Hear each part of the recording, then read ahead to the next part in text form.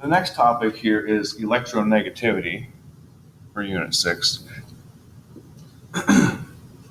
Electronegativity, so covalent bonds are formed when atoms share electrons. So far, we've assumed that all sharing is equal. But do all atoms actually share electrons equally? And the answer to this is no, they actually don't. Some elements just don't share well. The electrons in a covalent bond might spend a lot more time closer to one atom than the other. This might be if you see two toddlers, and toddlers are not the best at sharing, but they will share for a little bit. So if an adult is playing with a toddler and they're sharing, the adult might get about 10 seconds playing with the toy, and the toddler gets 2 or 3 minutes. And then the toddler decides to share again and will give the adult the toy for a few seconds and then take it back and play with it for another couple of minutes. So the sharing is not equal, and it's the same thing here.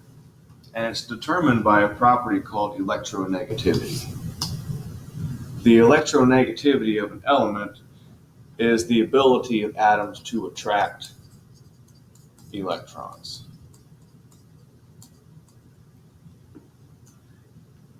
It's basically a measure of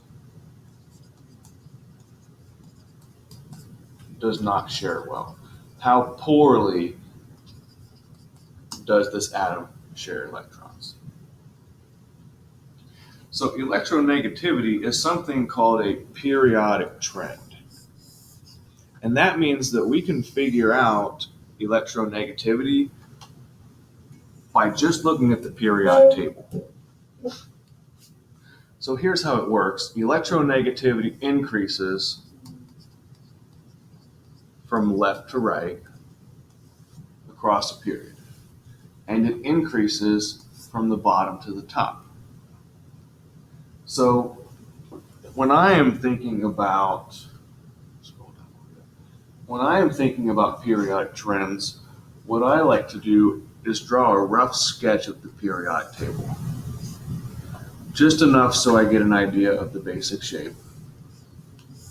So here's my periodic table. And it says electronegativity increases from left to right. So from left to right, electronegativity increases. And it also increases from the bottom to the top.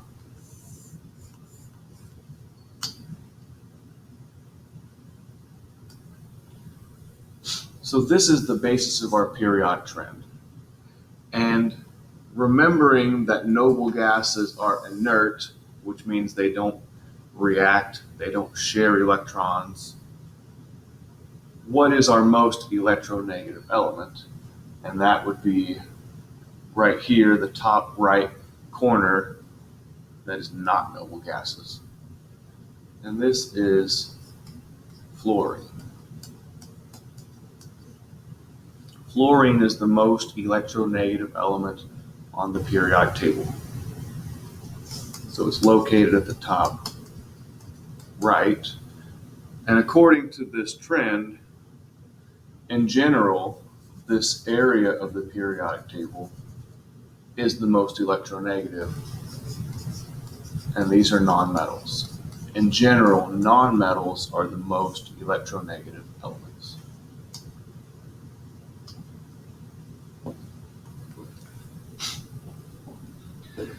So that's the periodic trend, and it's very helpful because all we have to have with us is the periodic table.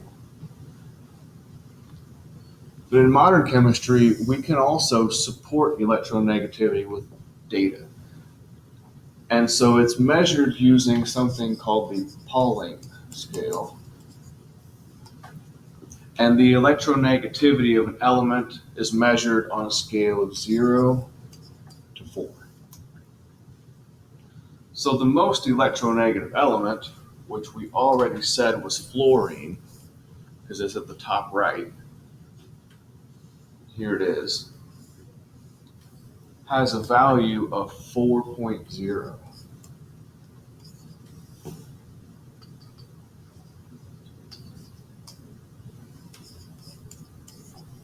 And the least electronegative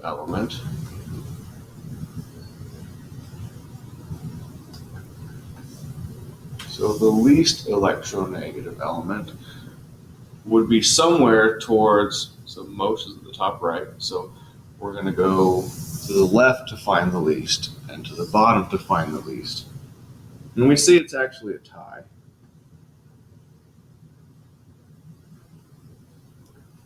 These are our least electronegative elements.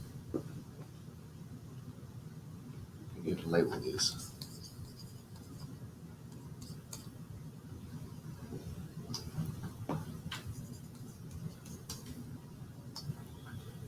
These have a value of 0.7.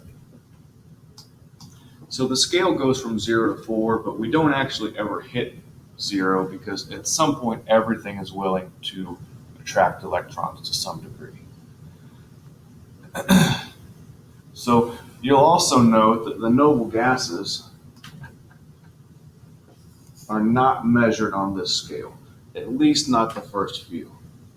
So here are some noble gases, and they don't fit the periodic trend. They don't even have electronegativity values. But this data in general supports electronegativity as a periodic trend.